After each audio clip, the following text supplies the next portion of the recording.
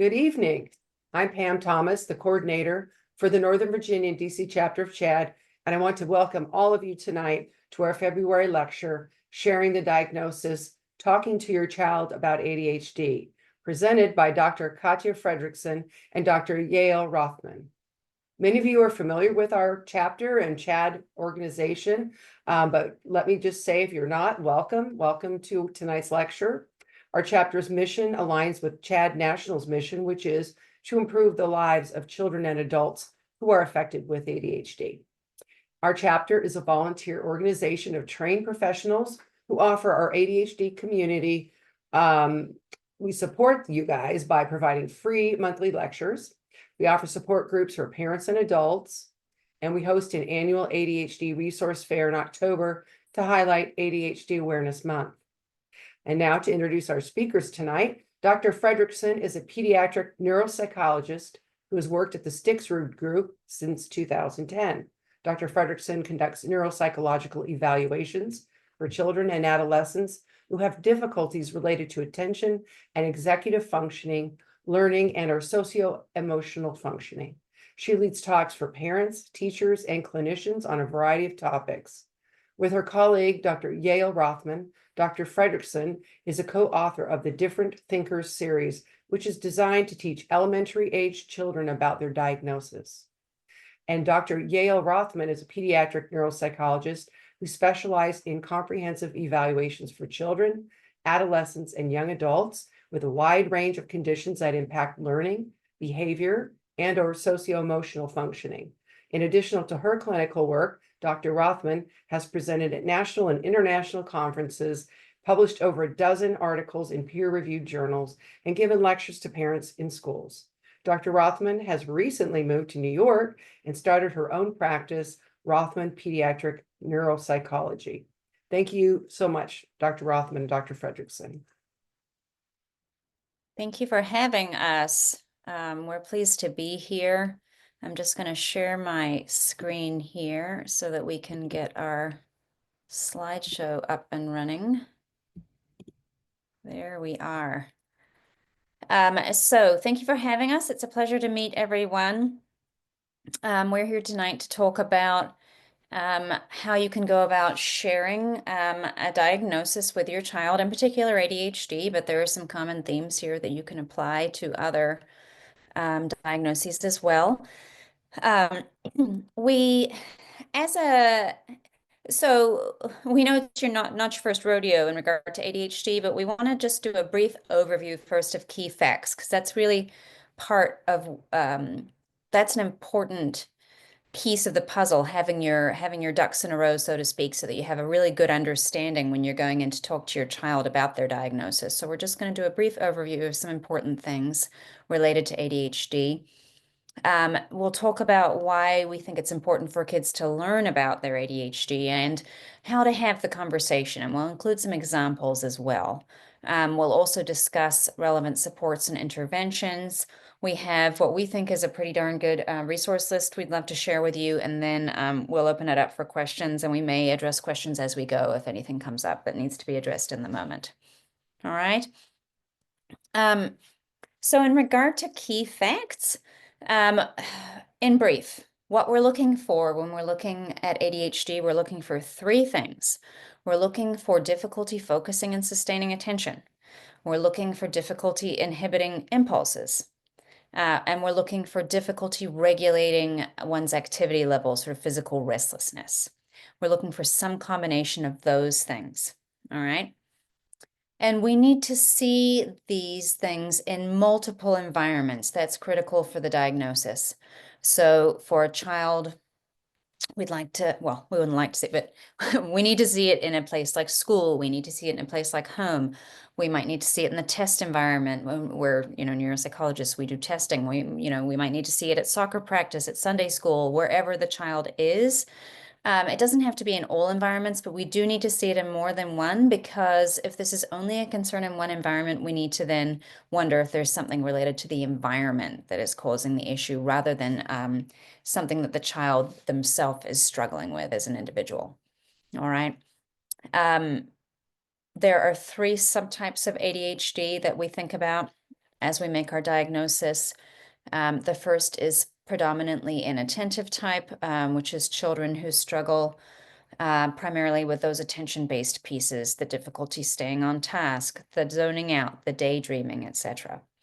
There is predominantly hyperactive impulsive type, where you are seeing more of the behavioral, the more sort of overt behavioral characteristics when it comes to inhibiting impulses and sitting still and sort of regulating the activity level. And there is combined type, which is some of all of the above. And the two most common types are the inattentive and the combined. So ADHD is one of the most common behavioral disorders in children. If you're here because your child is diagnosed, you're familiar with it, but even people who don't, that don't have a personal connection, they'll be familiar. There may be some misconceptions, which we'll talk about next, but they'll be familiar with the diagnosis, very common in our population. It runs in families. So children with a first-degree relative with ADHD are 6 to 8 times more likely to be diagnosed themselves. Another important thing to think about with regard to ADHD is the sad sort of misnomer that is the deficit part of the diagnosis. So in other words, it's called attention deficit hyperactivity disorder, but we know that we're not speaking of a deficit, we're speaking of a dysregulation of attention. So this is an important fact for parents and teachers and everyone else to understand, is that we're not talking about a child who cannot pay attention. We're talking about a child who has difficulty paying attention when they are bored, when they think something's too hard, when they're stressed. On the flip side, when they're doing something they really enjoy, something they find stimulating, it's in their wheelhouse, they can focus and persist very well, typically. All right, so not a deficit, more of a dysregulation. And how ADHD is diagnosed. There are multiple routes for ADHD diagnosis. You can obtain a diagnosis if you're curious about this. Speak to your pediatrician. The pediatrician will have you fill in standardized questionnaires and have the teacher fill in standardized questionnaires. What those questionnaires do is you rank your child in regard to a number of different behaviors, and then your data is compared to the data of other parents who have described their children of that age. And the idea is to see if you're describing anything that's unusual relative to what other parents describe, and same for the teacher forms. All right, so information from those sorts of forms can be used by your pediatrician to make a diagnosis. If there are more questions that you have, possibly you're wondering if the attention vulnerability is affecting learning, or is having, is resulting in anxiety, or there's just something else about the child's profile that you're curious about, that's when you would come to us as neuropsychologists to do a more comprehensive battery of tests to map out your child's profile of strengths and relative weaknesses, and to help with diagnostic clarification and developing a roadmap moving forward. All right. So those are some key facts just to have under our belt as we proceed with our conversation. It's also important to think about, like I alluded to before, common misconceptions related to ADHD. And so we've included a couple of those here. There are more, but here are some of the ones we hear more frequently in our practice. My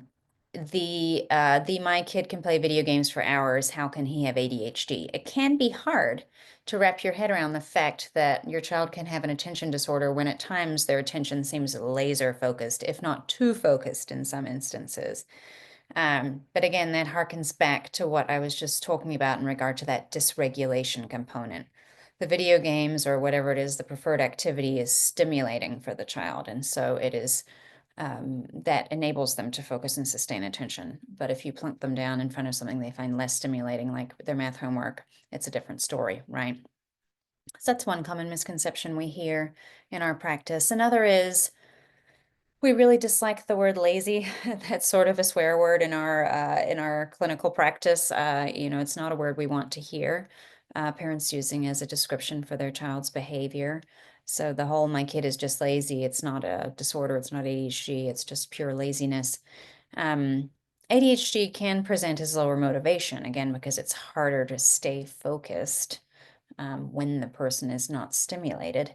But it doesn't come from a place of laziness. Children are, by and large, eager to please adults and to do well.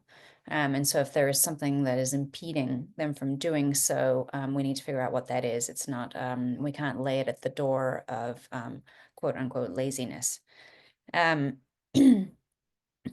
We also hear, oh, well, okay, ADHD, fine. Well, when he's grown up, he won't have it anymore. You know, it's just part of the natural process. Kids will outgrow ADHD.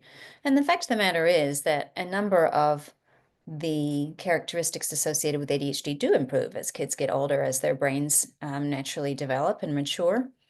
But there are also many adults who continue to sort of display vestiges of their childhood ADHD, oftentimes affecting still the attention and also the higher order executive functions like the planning and the organizing.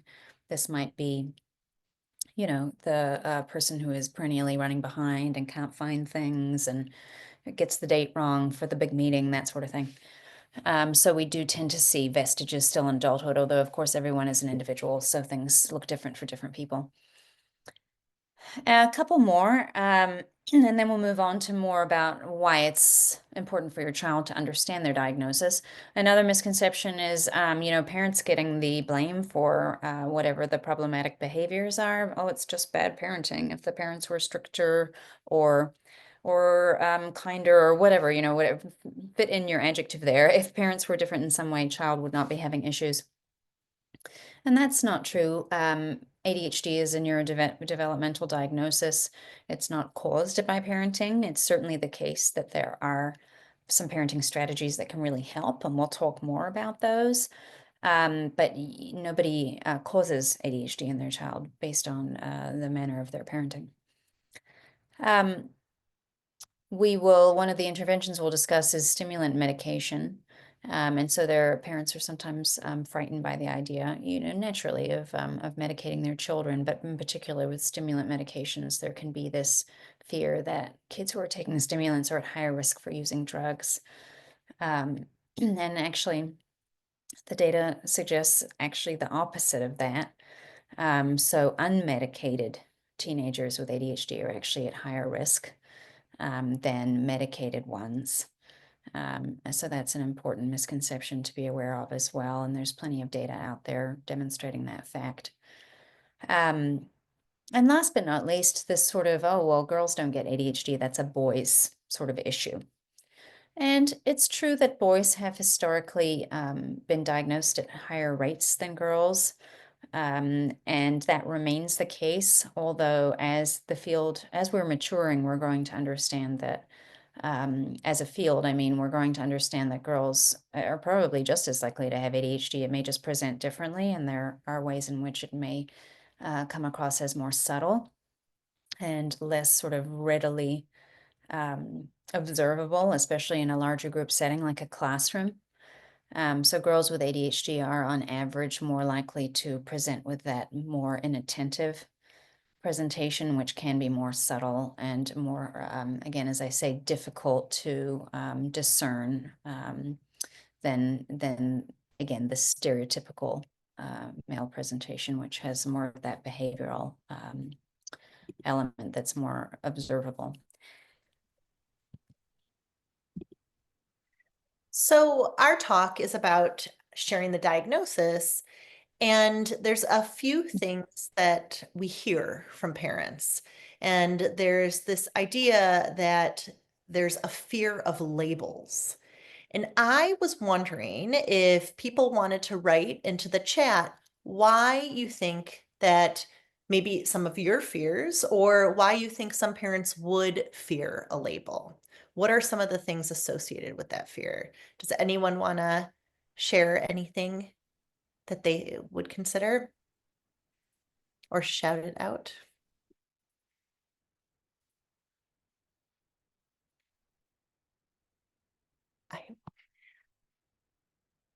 Sometimes people will say things like, oh, thank you. Using the label as an excuse. Oh, yes, we definitely hear that. Oh, once you hear that this is more difficult for you, maybe that means you'll never try, and just say this. Thank you. Something, feeling that there is something wrong with them. So this more, I hear I have a diagnosis, that must mean that I'm damaged, could be a fear that people have. It would prevent them from being able to do things in the future. So again, seeing it as this negative piece that will impede them. We also sometimes hear about the stigma associated with it, right? That parents are concerned. Concerns that limits will be placed on them. Oh, yes, this excuse, I can't do this because of my ADHD. Yeah, I think these are all really valid, and we're going to talk about this a little bit more and can address this throughout our discussion today, because these are appropriate things to be considering. It's important for us to realize that kids know what's going on. Even young ones, they have much more awareness than we give them credit for sometimes. And our brains have evolved to really focus on the negative. So when we don't have an answer, we know something is going on that's a little bit different, we might give ourselves a negative self-description. I'm broken. I can't do things. I'm stupid. Versus giving an accurate label, which could give a sense of power and community, support, and self advocacy. And we'll talk about that a little bit here too. So, if you could go to the next slide, it's changing this narrative, right? So instead of I am not good enough, or I am not going to pass this class, or I'm dumb, it's more, hey, I find strategies of how to support myself here. I learn best when I sit near my teacher in the front of the class.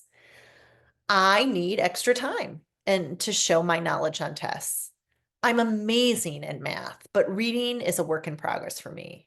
Writing is easier for me when I have some help for getting started. And this is all ways for us to support these kiddos to help them reframe. And this is where we talk about how do we have this conversation. And I think I'm going to go back to um, Katia here to talk about that.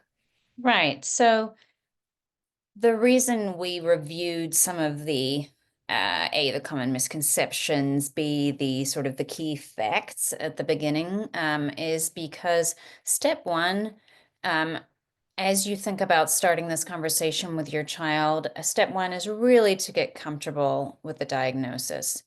You need to gather information from reliable sources and really just get your facts straight. And as you're talking with them, so part of the reason it's important to be comfortable is that you really need to accept the diagnosis yourself, right? Because when you share it and when you discuss that term with your child, you don't want to sound doubtful, sound uncertain, sound worried, right? You need to accept and understand and get your questions answered ahead of time, so that you can have an open, honest conversation and have a positive mindset, right? So it's not, oh gosh, you have ADHD, this is terrible. It's, oh, this explains why it has been harder for you to focus in class. There's a name for that. Here's what it is, and isn't it useful to understand what's going on, right? So as you're thinking about this process, there are multiple options in terms of how the information can be shared. So you can, so this is something we do in the course of our work. Often we do student feedbacks, we do parent feedbacks first, and then we'll do students' feedback subsequently, where we will sit down, well, figuratively, typically on Zoom with the student, and go through their profile with them in terms of here are the things that come naturally for you. Just like everyone else, some things are harder. Here's what's harder. There's a name for that. It's called XYZ. Here's what we're going to do about it kind of scenario. So a professional can help you with this. If your child has a therapist, if they've been evaluated by someone like us, your pediatrician, etc. Or you can have this conversation with them yourself. There's no right or wrong. It's really what you feel comfortable with and what you think will be most effective. Um, So naturally, if it's with a professional, it'll be structured and planned, right? Because you'll have an appointment and so on. But if it's something if it's information that you've chosen to share with your child yourself, you can wait for a good opportunity, so especially, if the child has some awareness of their difficulties and, they've perhaps been, upset about something, sad about something, complaining about something, if that something comes up again, gosh, the thing happened again at school today where I was just messing around with my friends and the teacher got mad or whatever it is, then this is an opportunity to start the conversation. Oh, wow, I've learned something about that to help explain that issue and why that's happening.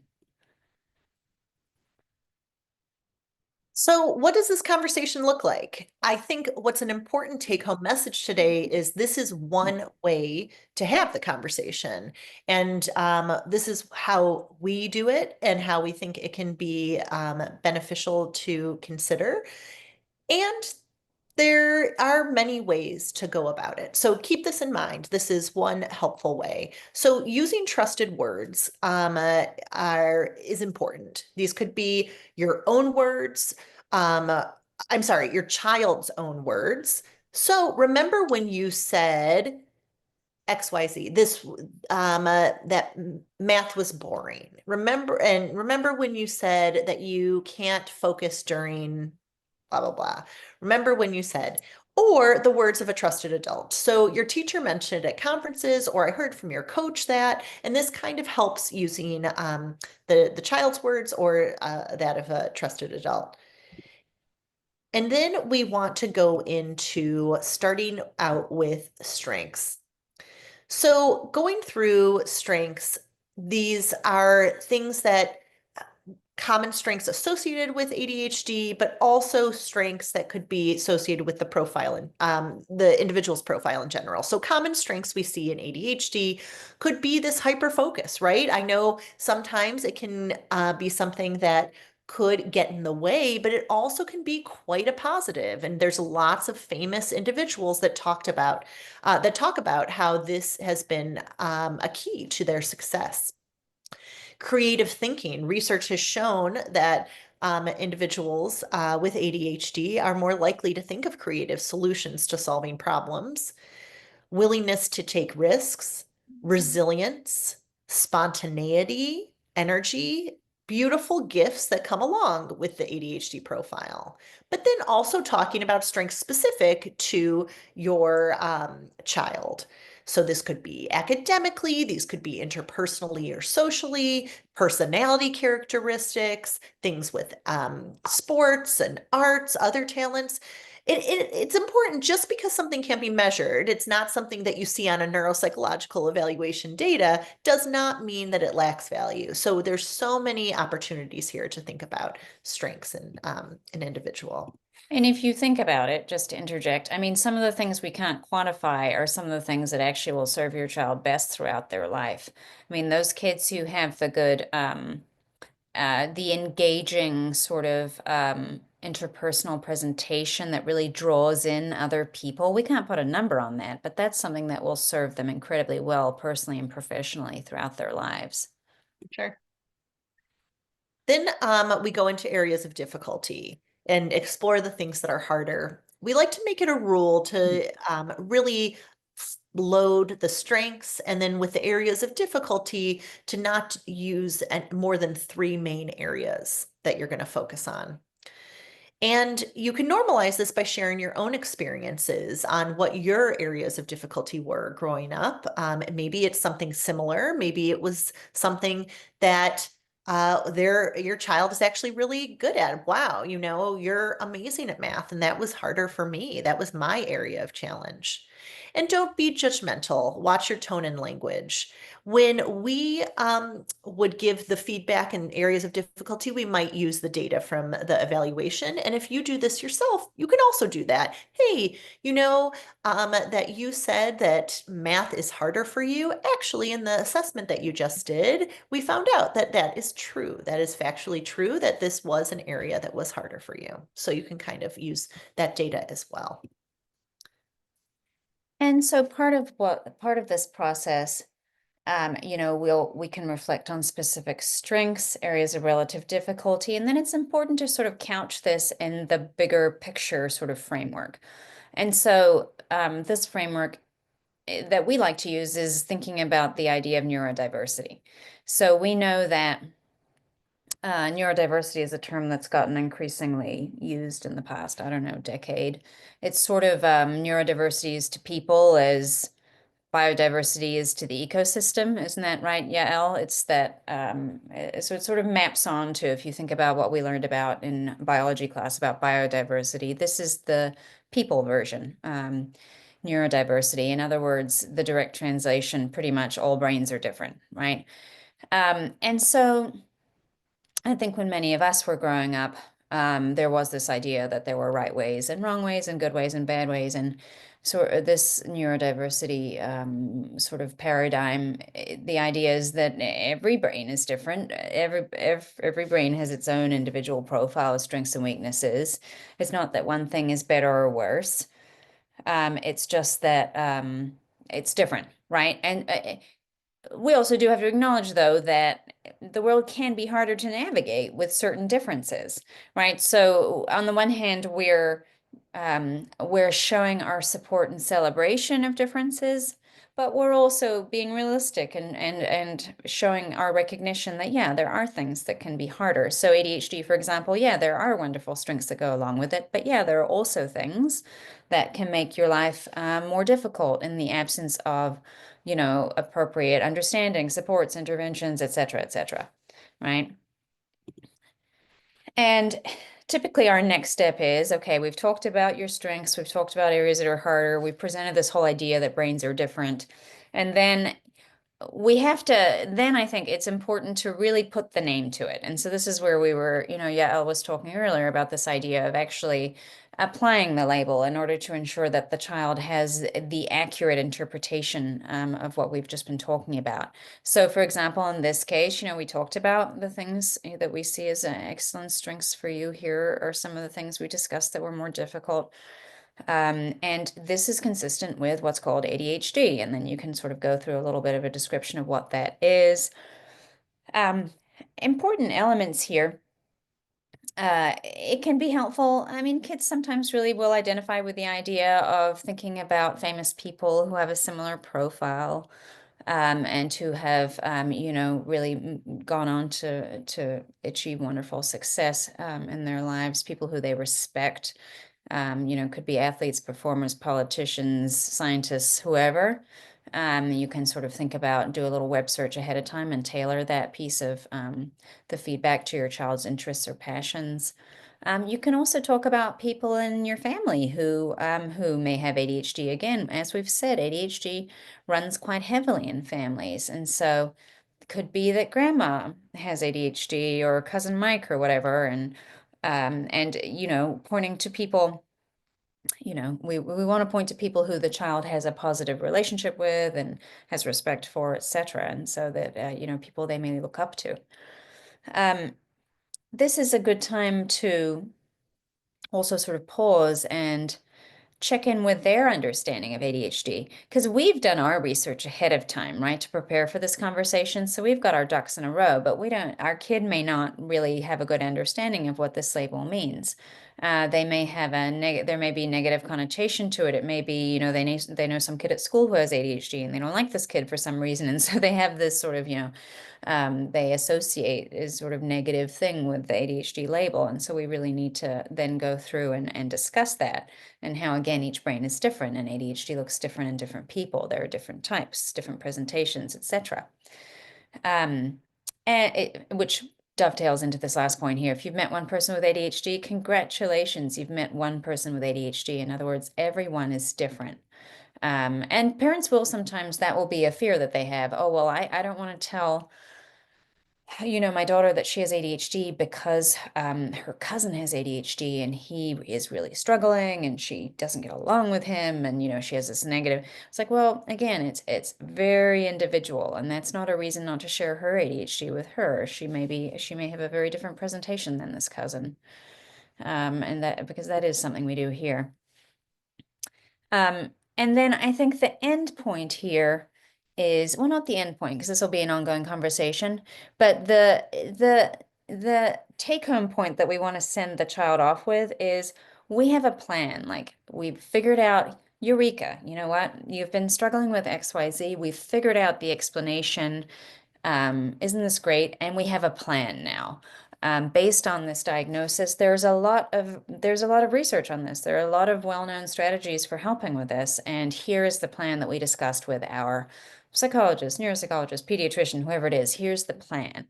So we've got a plan to help with things from school. We've got a plan for home. We've got outside, there may be other interventions that we implement, and we'll talk about that. Here are some good resources that mom and dad are going to read, that you can read, videos you can watch, etc., to learn more about this. So I think this is an important element. Now we know what's going on, we have the data, and we have a plan. We've got this kind of thing, right? This confidence. And as I was saying, it's not the last step, because we need to, again, we've been able to front load our research and thought about this. But our child may not have had insight or a sense into what was really going on. And so this may all be new news to them. So we really do just need to give them time to think about it, right? And take it in and learn about it and process it. Lots of kids, and this has been our experience giving feedback to students who we evaluate, lots of kids are relieved when they get a diagnosis and learn about their profile, because they have known that something is not quite right. And they have, as Yael was saying earlier, they have been prone to making negative self-attributions that were very much overly hard on themselves. And so many of them are relieved to know that there's a name for this. It's not, they're not broken, etc. There's something going on, and we understand it, and there are things we can do to help. That said, other kids may not initially identify with the diagnosis. They may need some time to wrap their heads around it and think about it. And we're not going to force it on them right away, right? So if a child says, gosh, I'm not sure about that. We'll try to address misconceptions. We'll try to provide psychoeducation, but we'll also validate. We'll say, yeah, I was a little surprised when I first heard it too. Or, yeah, I can see that this is, that this is, you're sort of having some trouble taking this in. I can understand that. That was sort of my own reaction. Again, validate and give space and time. We really can't force it, right? And just know that this will be ongoing. It's not, oh gosh, okay, here you've got ADHD, we're all done now. Good work, everyone. Let's move on. It's going to be an ongoing conversation. Just leave the door open for questions. Provide them with developmentally appropriate resources so they can learn more themselves. And here's a subtle little mention of our book, which is designed for presenting ADHD diagnosis to an elementary school age child in a way that's appropriate for their age range in an engaging way. And again, if there are family members who have similar diagnosis, if maybe there is a group of peers who has similar diagnosis, it's nice to connect your child with those people, just so that they can get to know those people and learn more about their perspectives and coping mechanisms they may use. So why don't we give you some examples of some presentations that we might give, or this is kind of a combination of a few different individuals that we might see, but let's go through it. So we follow the pattern that we just discussed and start with strengths. And we What do, sort of age range, sorry to interrupt, but what sort of age range are you targeting in this example, do you think? I think this was an older adolescent, if I'm correct. I think Sorry, go ahead. I think we have an example with an older individual and a younger individual. Mhm. So I like to do a PowerPoint presentation because I like a visual and I like to send something home with a child so they have something to hold on to and then they can have a conversation later. If you're doing a conversation with your child, again, using a resource and a visual can be powerful there too, like a book or a website, something like that too. So starting with strengths. I will say there's so many personal strengths, things that we didn't necessarily assess for that we saw about you. I heard from all these different people and I saw it myself. You are kind and caring and helpful. You are socially motivated and eager to have friendships. You have gotten to be an expert in making and editing videos. Such cool, so many cool personal strengths. And then I also saw in testing so many amazing strengths. Like in when I assessed for your language skills, I saw that your vocabulary was outstanding, your understanding of language was amazing, that you have fantastic visual thinking skills like puzzles and patterns, that you learn best when you're given context and supports to help you remember. Remember when we did these tests together and you had to remember stories versus a list of words. You did so great with the context of stories. And then when we gave you multiple choice questions about the stories, you did even better because that helped you, those structured supports. And your reading skills are fantastic. I made you sound out words and understand what you were reading, and it was great. Your math skills, like math word problems and paper pencil calculations, were so great too. I'll often talk with kids and I'll stop and say, does this sound like you? Is anything surprising what you were good at? And try to interact with them a little bit here too. And then before I go to the next slide, I might even say to them, now I'm going to talk about some areas that were harder for you. Do you have any guesses of what I might talk about? And sometimes they're pretty accurate. Oh, I bet you're going to say that it was hard for me on that test of paying attention or something. Oh, okay, let's talk about that. Or, I wonder if you're going to say about this. And so then I'll use those words first when I go into the challenges. And for this individual, this made up individual that we came up with, their main challenges were in the areas of social functioning, attention, and executive functioning, and anxiety and self-esteem. So I'll go through this. So, when we did these measures where I asked you to look at pictures and understand what thinking and feeling, that was harder for you to understand body language. And you talked to me about how it's been hard to make friends and you really want them. So those friendship building skills have been more challenging. And then, have you ever heard of this term executive functioning? And I'll go through and I'll explain in a child-friendly way about executive functioning skills. And I'll say, these are the areas that we saw that were harder for you and that you told me about as well. Paying attention to things that aren't interesting or fun. And then, planning ahead and organizing yourself. And you also commented on some issues with self-esteem and specific worries, like someone breaking into the house. And next, and before I go here and name it, I'll also say to them, does this sound like you? Do these challenges sound accurate to you?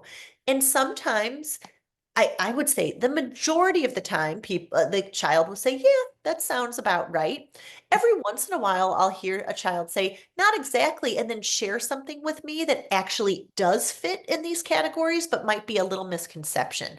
But I can pay attention when I'm playing video, something like that, where great, this is an awesome opportunity for us to talk through that. And then I'll show images of famous individuals and talk about what do we call this. And for this particular made up child, it was surrounding the diagnoses were autism, ADHD, and anxiety. And I'll say, hey, do you recognize anyone on the slide? And I would say a lot of people recognize Albert Einstein, maybe Lady Gaga. And then I'll talk about the other people that we see here. And Bill Gates is a new addition to our slides now that he's just talked about that he thinks he would be diagnosed with autism if he was a child today. And we have Richard Branson, who has talked about ADHD and how that's been so helpful for his success in being a creative, out-of-the-box thinker and coming up with his billion-dollar company. We talk about Simone Biles has also discussed ADHD and some anxiety pieces too. There's Charles Darwin and Albert Einstein and Greta Thunberg, who we think that Albert Einstein and Charles Darwin likely were autistic, and Greta Thunberg has talked about her diagnosis and how it has given her so many gifts. And Lady Gaga has talked about anxiety. You do not need to use these specific examples for your child. And then and then I'll stop. I explain the diagnosis. I ask what they know about it. I ask if that makes sense to them. Is this what you were thinking about? And I just, again, correct misconceptions, talk through it, and go through that piece too. So then where do we go from here?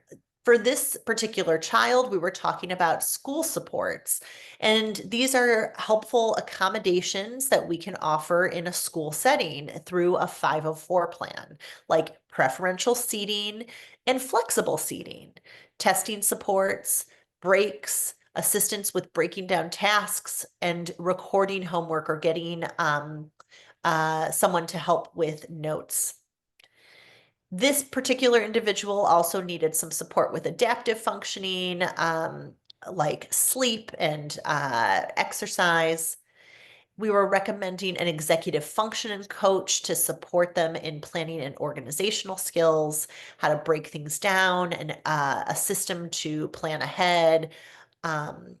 Maybe applications are really helpful for some individuals on their phone, like calendars and other apps.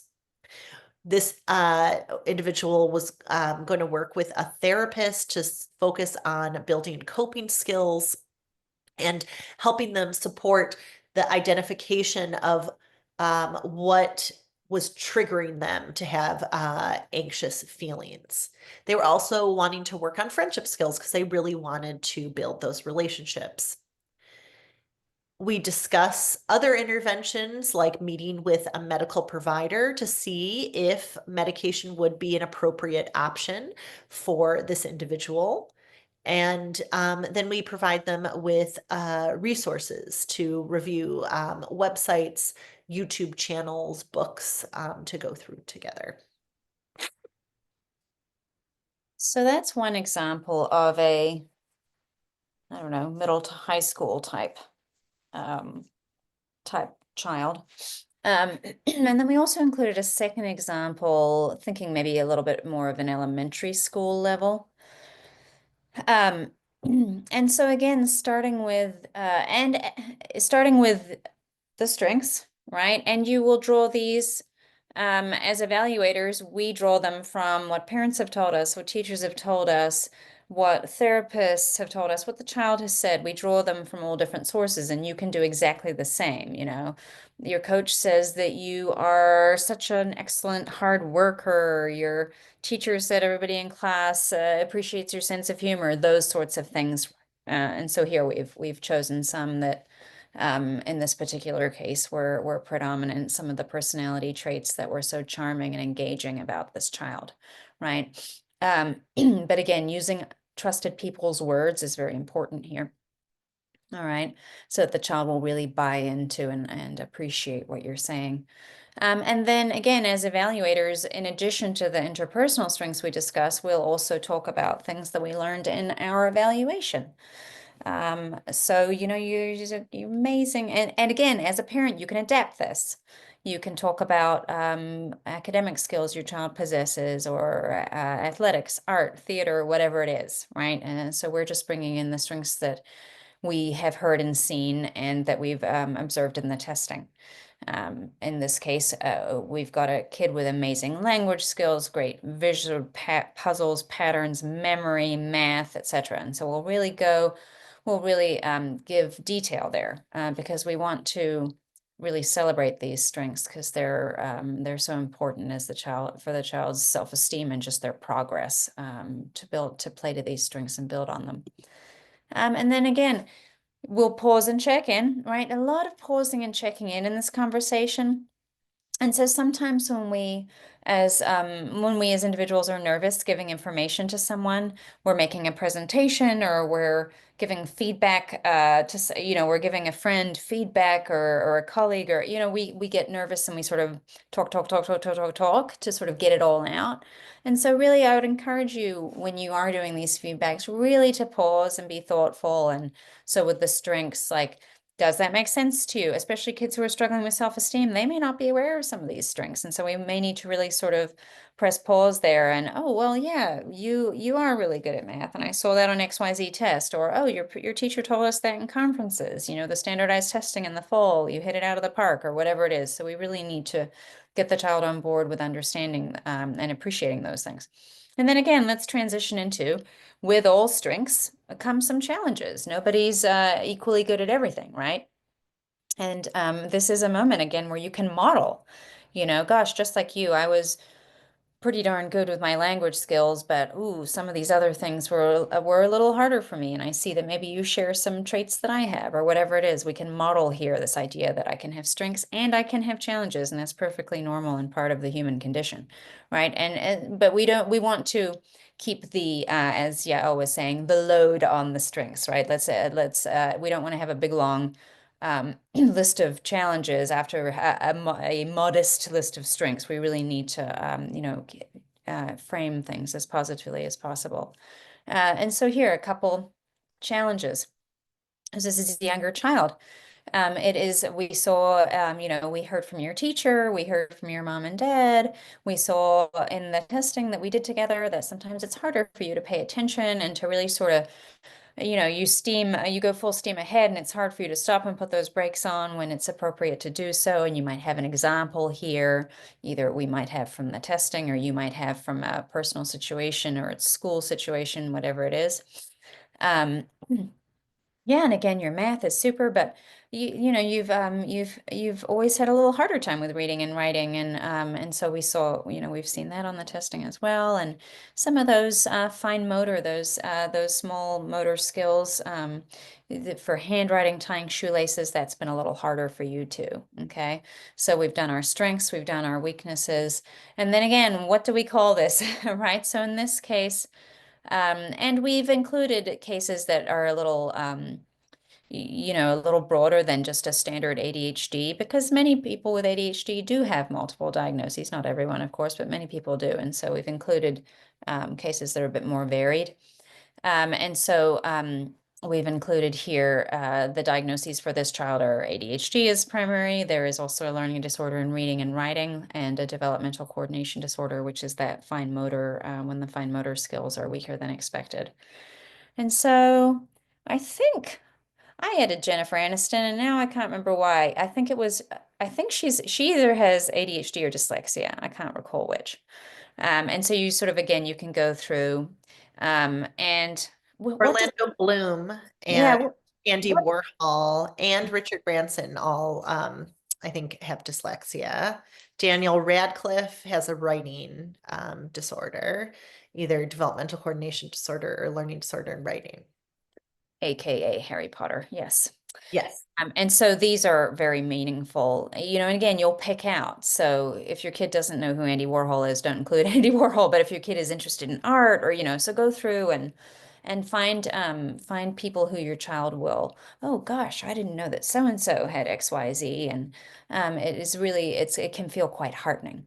So here's what we call this. Here are some people who have been remarkably successful. And obviously this isn't an impediment to you reaching your goals and being successful, because look at these, people, blah, blah, blah, right? And again, the final message, where do we go from here? We have a plan. Mom and dad, your teachers, etc. We're all over this. We have a plan for this. That's the most important part when we're doing a neuropsychological evaluation. Parents are, as you're presenting the data, I always say, and we'll talk about the implications in the roadmap and what to do, but those are always the questions. Well, what do we do about this? What do we do about that? It's completely natural. What happens next? What is the, how do we help? And so that's the message we want to give your child next. We have a plan, right? And so, again, when you're thinking of a child, you're thinking of the settings that they're in and what would help support them in those settings. And so school, they spend a darn lot of time at school. And so we do spend a good amount of time talking about what would be helpful at school. Like Yael was saying with the previous example, there are some very standard accommodations for ADHD that can be very helpful in the classroom. I mean, even something as simple as ensuring that the child is sitting towards the front and away from chitty chatty friends and away from the window and the door and anything distracting, that can make an extraordinary difference. Ensuring that they have access to a seat where they can, like a wobble stool or a balance ball or whatever, just there's something where they can move around a little bit in an appropriate manner. They have access to fidgets.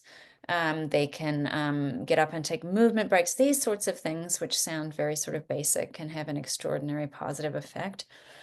So we ensure that we get those things in place for the child. And hey, remember we said the reading and the writing were harder? Guess what?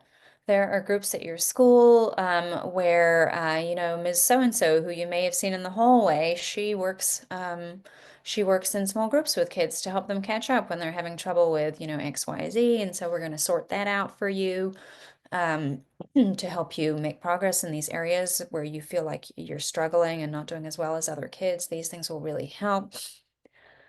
And then, as we think about the broader environments the child is in outside of school, what might be helpful? Some kids will benefit from working with some sort of tutor in addition to the work they do at school, depending on what their school is able to offer. We will very often, always discuss the possibility of medication with parents when we're thinking of an ADHD diagnosis, given that that is the first tier recommended intervention for addressing ADHD symptoms. We'll talk about that. We'll talk about parenting strategies that can be helpful, and we'll offer resources. Okay. Always important to, as we as evaluators sending parents off with tools, and you as a parent sending your child off with tools to learn more and sort of dig deeper into the subject. And that's where we'll end with some great resources that we think for kids and for adults. So our book, the first in our Different Thinkers series, Different Thinkers ADHD, came out in January of 2024, and it's designed for about ages 6 to 10 to be like an interactive book to read with a caregiver or a provider. It talks through 3 different kiddos who present with ADHD in different ways. And then there's a lot of prompts like, does this ever happen to you? And there's a workbook at the end for kids to write their strengths and their challenges and maybe where to go from here. And also deals with a little bit of neuroanatomy to talk about what's going on in your brain. We like the How to ADHD YouTube channel. There's a lot of nice short videos there. The Thriving with ADHD workbook can be for kids, can have some nice exercises and activities to do together. And then another video there for people who are interested. And then these are some ideas for books and resources for adults. There's a few specifically for understanding girls with ADHD. Russell Barkley, obviously, people might be aware, is such a big name in ADHD research. And Joel Nigg's book is also a very well received. There's a YouTube link here. Obviously, we love Chad. So there's that website that we often recommend. And then for executive functioning, we often like the Smart But Scattered series and the Late, Lost, and Unprepared book. For those of you who might be interested, our next book is coming out next month, Different Thinkers Autism, where we are doing the same thing. We are educating elementary aged kiddos about the diagnosis. And again, 3 different presentations and what it might mean for that individual. We also like to give back by sharing evidence-based information through social media. We could follow us at Neuropsych Moms on Instagram. We also have a website, Neuropsych Moms, if you're interested in going and seeing the podcasts or listening into some of the podcasts where we talk about similar discussions of sharing diagnoses, ADHD, autism, and some blog entries there. And we're also on Facebook. So thank you all so much. We are happy to take some questions and hear from you. And if you want to put it in the box, or if you want to just go off mute and call out to us, we are very happy to hear from you.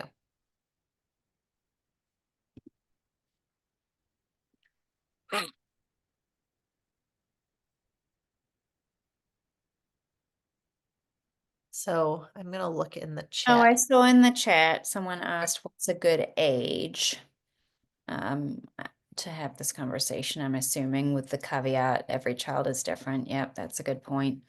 I think that I don't think that there is a right or a wrong age. I mean, not to be wishy-washy about it, but you just adapt the discussion, right? And to your child's developmental level.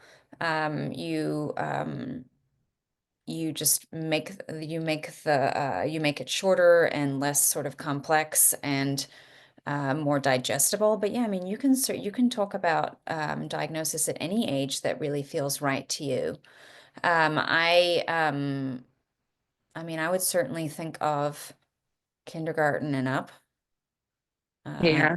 But again, it really depends on the child, because if a kid is just sort of happily trucking along and they aren't necessarily aware, I think a lot Right. of it is about reading, when they're starting to develop some insight, because sometimes you will start to hear that, oh, I'm just so upset because blah, blah, blah has been happening. And, so there comes a time.